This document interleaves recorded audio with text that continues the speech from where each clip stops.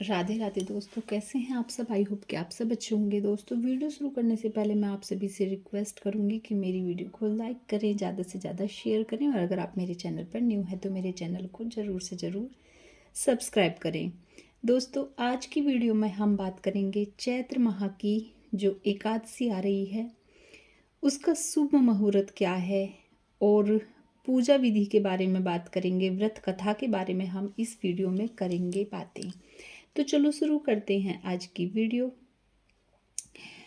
तो पाप मोचनी एकादशी 2023 मुहूर्त, पूजा का जो शुभ मुहूर्त है सुबह 7:49 से सुबह 9:30 तक रहेगा।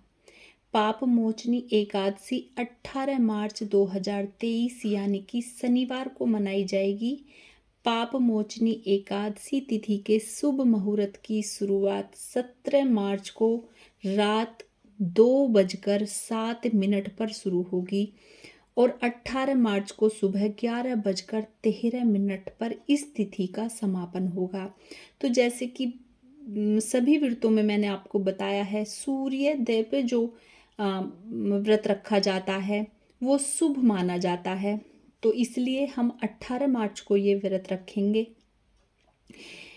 इस व्रत को उदय तिथि के अनुसार पाप मोचनी एकादशी का व्रत 18 मार्च को रखा जाएगा। इस व्रत का पारण 19 मार्च को होगा। पारण का समय 19 मार्च 2023 सुबह 6:28 से 8:08 तक रहेगा। तो दोस्तों, 18 मार्च को हम ये व्रत रखेंगे। एकादशी का व्रत सभी व्रतों में सर्वश्रेष्ठ माना जाता है। चैत्र एकादशी को यानी कृष्ण एकादशी को अधिकांश शुभ कार्यों के लिए उत्तम माना जाता है, इसलिए यह शुभ मुहूर्त में माना जाता है।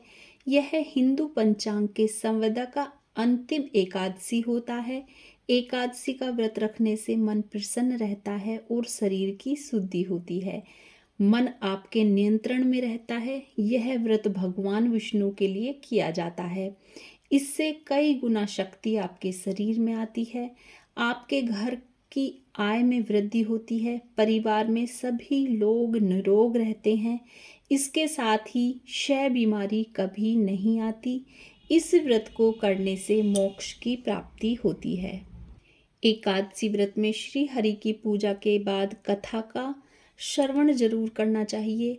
कहा जाता है कि जो लोग इस व्रत को करते हैं और अगर वे भूल कर भी कथा नहीं सुने तो इस व्रत का फल प्राप्त नहीं होता, इसलिए आपको कथा इस दिन जरूर सुननी है। पाप मोचनी एकादशी व्रत के परिणाम स्वरूप व्यक्ति सभी तरह के कष्ट तथा पाप से मुक्त हो जाता है। दोस्तों, इस व्रत में कथा सुनने का बहुत बड़ा महत्व है, तो इसलिए मैं छोटी सी एक कथा भी आपको इसी वीडियो में सुना देती हूँ। पाप मोचनी एकादशी व्रत की कथा स्वयं ब्रह्मा जी ने नारद जी को सुनाई थी। कथा के अनुसार प्राचीन समय में चित्ररथ नामक एक बहुत सुंदर वन था। उस वन में देवराज इंद्र गंधर्व कन्याओं तथा देवताओं सहित विचरण करते थे। एक बार च्यवन ऋषि के पुत्र मेधावी वन में शिव की तपस्या कर रहे थे। उस समय वहां से गुजर रही मंजू घोषा नाम की अप्सरा की नजर मेधावी पर पड़ी और वह मेधावी पर मोहित हो गई। अपने प्रेम के जाल में मेधावी को फंसाने के लिए मंजू घोषा ने कई प्रयास किए। इसमें कामदेव ने भी अप्सरा की मदद की। तपस्या से विमुख होकर काम क्रीड़ा में लीन हो गए ऋषि मेधावी अपने मन पर नियंत्रण नहीं रख पाए और मंजू घोषा की सुंदरता और नृत्य की ओर आकर्षित हो गए। वे शिव भक्ति से विमुख हो गए। इस तरह मेधावी मंजू घोषा के साथ रति क्रीड़ा में 57 साल तक लीन रहे। एक दिन मंजू घोषा ने मेधावी से वापस देवलोक जाने की अनुमति मांगी। तब मुनि को आभास हुआ कि वह अप्सरा की वजह से शिव भक्ति से विमुख हो गए थे। उन्होंने उसे इस घोर पाप का कारण माना और श्राप दे दिया। क्रोधित होकर मेधावी ने मंजू घोषा को पिशाचनी होने का श्राप दे दिया। अप्सरा को अपनी गलती का एहसास हुआ और वह मेधावी से क्षमा याचना मांगने लगी। उसने मेधावी से इस पाप का प्रायश्चित करने का उपाय पूछा। तब उन्होंने उसे पाप मोचनी एकादशी व्रत रखने को कहा। पाप मोचनी एकादशी व्रत के प्रताप से मंजू घोषा के सारे पाप मिट गए और वह पिशाचनी देह से मुक्त होकर देवलोक चली गई।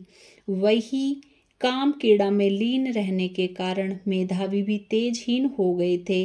तब उन्होंने भी पाप मोचनी एकादशी व्रत रखा, जिससे उन्हें भी पापों से मुक्ति मिल गई। दोस्तों, ये थी छोटी सी एक कथा। अगर आपके पास में पुस्तक हो तो आप उसमें से भी पाप मोचनी एकादशी की कथा पढ़ सकते हैं। नहीं हो तो आप इसको ही सुनकर इसका पुण्य प्राप्त कर सकते हैं। तो दोस्तों, अगर आपके घर में लड्डू गोपाल जी हों तो इस दिन पीले रंग के वस्त्र लड्डू गोपाल जी को जरूर पहनाएं। विष्णु स्वरूप ही हैं हमारे लड्डू गोपाल। तो दोस्तों, अगर वीडियो अच्छी लगी हो तो प्लीज़ लाइक करें और मुझे कमेंट्स में ज़रूर बताएं। मिलते हैं ऐसे ही किसी वीडियो के साथ। तब तक के लिए राधे राधे, जय श्री कृष्णा। बाय बाय दोस्तों, बाय बाय।